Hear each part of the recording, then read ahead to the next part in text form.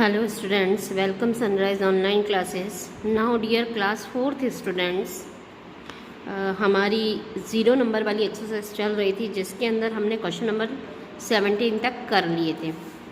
अब उसके बाद जो नेक्स्ट जो क्वेश्चन नंबर 18 है ये आपको अभी नहीं करना है क्योंकि मैंने आपको इसको 3rd क्लास में नहीं पढ़ाया था। ठीक है, इसकी हम डिटेल स्टडी इस बार 4th क्लास में करेंगे क्योंकि इससे रिलेटेड चैप्टर्स भी हैं हमारे पास में, तब इस क्वेश्चन को हम अच्छे से अंडरस्टैंड करेंगे। तो अभी आपको ये क्वेश्चन नहीं करना है। ओके, नाउ अब हम नेक्स्ट क्वेश्चन स्टार्ट करते हैं, क्वेश्चन नंबर 19। इस क्वेश्चन में आपको दे रखा है हाउ मैनी। ये जो मनी से रिलेटेड एक्सरसाइज के क्वेश्चन हैं ये हमने लास्ट ईयर क्लास में भी, ऑनलाइन क्लासेस में भी हमने किए थे, तो आई होप आपको रिमाइंड होगा। फिर भी थोड़ा बेसिक क्लियर कर लेते हैं। यहाँ मैं आपको एक बेसिक बता देती हूँ। 1 रुपीज़ इक्वल्स टू कितने होते हैं? 100 पैसे होते हैं। इट मीन्स 1 रुपीज़ में कितने पैसे होते हैं? 100 पैसे होते हैं। ओके, उस बेस पर आपको क्वेश्चन सॉल्व करना है। अब आपको यहाँ कहा है कि 50 पैसे कॉइन इन 7 रुपीज़। ठीक है ना, आपके पास अगर मैं आपको 7 रुपीज़ के बदले में 50 पैसे वाले कॉइन दे दूँ तो आपके पास कितने कॉइन हो जाएंगे? ठीक है ना, तो सिंपल सी बात है, यहाँ 100 रुपीज़ इक्वल्स टू कितना होता है? 1 रुपीज़ हो जाता है। अब मुझे 1 रुपीज़ बनाने के लिए कितने कॉइन की ज़रूरत है? 2 50 पैसे की ज़रूरत है। कितने की ज़रूरत है? 2। मतलब 1 रुपीज़ बनाने के लिए मुझे 2 50 पैसे कॉइन की ज़रूरत होती हैं। कितने? 2। अब मेरे पास कितने हैं? 7, तो 2 × 7 कर लेते हैं, तो कितने कॉइन चाहिएंगे मुझे? 14 कॉइन। कितने चाहिएंगे? 14। ओके, फिर है आपके पास 25 पैसे कॉइन इन 250। ओके, तो पहले ये देख ले 25 पैसे के कितने कॉइन मिलाकर हमारा 1 रुपीज़ बनता है? 1 2 3 4 है ना, क्योंकि इन चारों को ऐड करने पर कितना आता है? 100। तो 1 रुपीज़ बनाने के लिए, 1 रुपीज़ बनाने के लिए हमें कितने कॉइन की रिक्वायरमेंट होती है? 4। ओके, तो 2 रुपीज़ के लिए कितनी हो गई? 8। 1 रुपीज़ के लिए 4, 2 रुपीज़ के लिए जस्ट डबल कर दो 8, और अब कितने बचे हैं? 50 पैसे। 2 कॉइन और ले लो, ये मिलाकर 50 पैसे हो गए। तो 8 और 2 कितना हो गया? 10। ये थोड़ा हम प्रैक्टिकली चलेंगे। अगर फिर भी किसी को नहीं समझ में आ रहा है तो ज़्यादा टेंशन न लीजिएगा, आपकी इस कॉइन की डिटेल एक्सरसाइज हम इस बार इसमें भी पढ़ेंगे।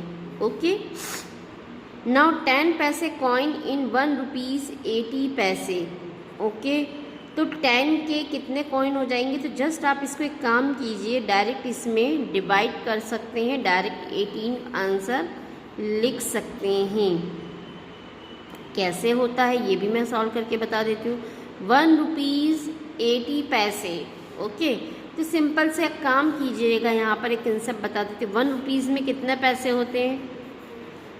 100 पैसे और 80 पैसे।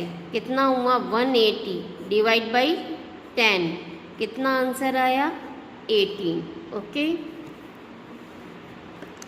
पैसे इन रुपीज़, तो इसको कंबाइन में लिख देते हैं 1560 पैसे। पॉइंट का हटा दो, पैसे बन जाएंगे। क्लियर? पैसे इन 1 रुपीज़ अभी हमने डिस्कस किया था, 100 पैसे होते हैं। ठीक है, 2 रुपीज़ कॉइन इन 24 रुपीज़ में 2 के कॉइन कितने होंगे? तो हम यहाँ डिवाइड करके देख लेते हैं। 2 2 ज़ा 4, 12 कितने कॉइन होते हैं? 12। एक और बात हो सकता है, अभी बहुत से बच्चों को ये वाली एक्सरसाइज के ये क्वेश्चन समझ में नहीं आए होंगे, बट आपको परेशान नहीं होना है, जितना अंडरस्टैंड हो सकता है कर लीजिए। हम इसकी डिटेल आराम से और पढ़ेंगे। ठीक है, क्योंकि कुछ कैलकुलेशन बेस्ड क्वेश्चन है, जिसने लास्ट क्लासेस अच्छे से ज्वाइन करी हैं वही इसको समझ पाए होंगे। जिन्होंने नहीं ज्वाइन कर पाई है और नहीं समझ पाए हैं तो परेशान नहीं होना है। Okay. Now question number 20, there are days in a year. ठीक है, एक साल में कितने ईयर होते हैं? तो 365। कितने ईयर होते हैं, सॉरी कितने डेज होते हैं एक साल में? 365। ये लर्निंग की ही चीज़ें हैं। सितंबर हैज़ डैश, सितंबर में कितने डेज होते हैं? तो मैंने आपको इसका एक कैलकुलेशन बताया था, अगर याद हो तो। जो ऊपर की तरफ है वो 31 वाले डेज होते हैं, और जो नीचे की तरफ है ये वाले, वो 30 को बिलोंग करते हैं। आपको ये बात तो अच्छे से पता है कि कुछ मंथ 31 के होते हैं और कुछ 30 के होते हैं, और फरवरी 28 का या 29 का होता है।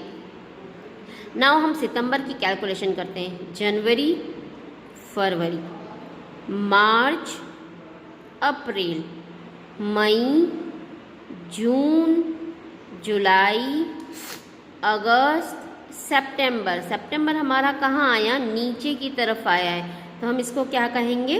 30। Okay. Now there are weeks in a year. एक साल में कितने वीक होते हैं? तो 52। कितने वीक होते हैं?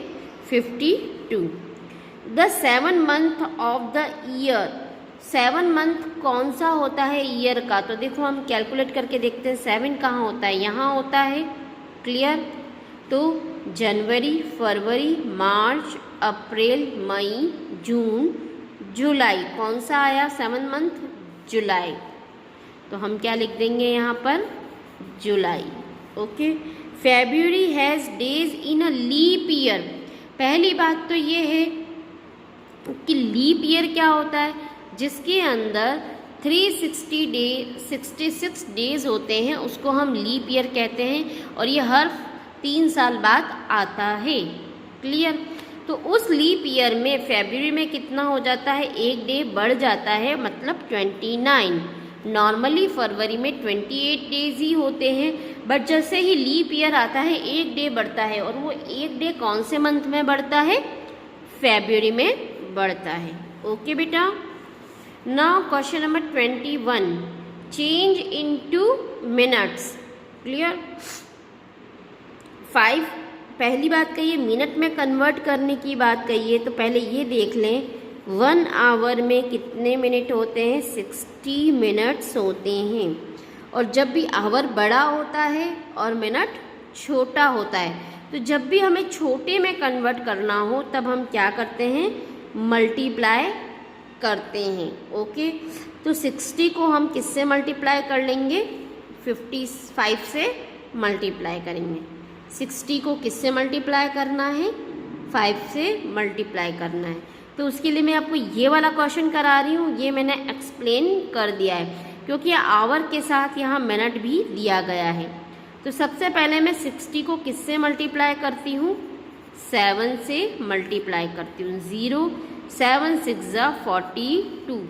420 मिनट तो हो गए, बट इसके पास 30 मिनट और है, तो इसको हम क्या कर देंगे? प्लस। ये क्वेश्चन हमने पिछली क्लास में किया था।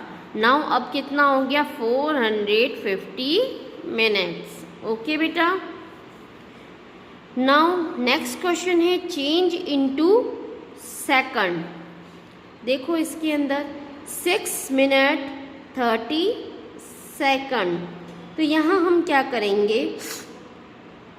मिनट को सेकंड में कन्वर्ट करना है, तो पहली बात 1 मिनट इक्वल्स टू कितने सेकंड होते हैं? वही 30 सेकंड। तो जैसी कैलकुलेशन इसकी करी थी वैसे ही इसकी करनी है। 6 मिनट को किससे मल्टीप्लाई करेंगे? 60 से मल्टीप्लाई करेंगे। 6 0 0, 6 6 36। बट इसके साथ कुछ सेकंड्स और दे रखे हैं, तो इसको हम क्या करते हैं? प्लस। नाउ 6 और 3 9, 390। तो हमारा कितना हो जाएगा? 390 सेकंड। ओके। बी वाला क्वेश्चन आप करेंगे। ठीक है बेटा। नाउ आज का आपका यहीं तक रहेगा। ठीक है। अगर इनमें कोई प्रॉब्लम आ रही है, कोई क्वेश्चन सॉल्व नहीं हो पा रहा है, या अगर और कोई क्वेरी है तो आप मुझसे व्हाट्सएप पर कंसल्ट या बाय फ़ोन भी कंसल्ट कर सकते हैं। ओके, एक और बात कह रही हूँ, जिन्होंने बुक ले ली है वो बुक में ये क्वेश्चन कर सकते हैं, और जिन्होंने बुक नहीं ली है तो प्लीज़ मेरी रिक्वेस्ट है कि आप इस चीज़ को कॉपी में टाइम टू टाइम करना कंपलसरी कर दीजिए। अगर आपने अभी से मैथ्स में काम कंटिन्यू नहीं करा तो भविष्य में आप ही को ही प्रॉब्लम्स रहेंगी। ओके बेटा, now thank you very much.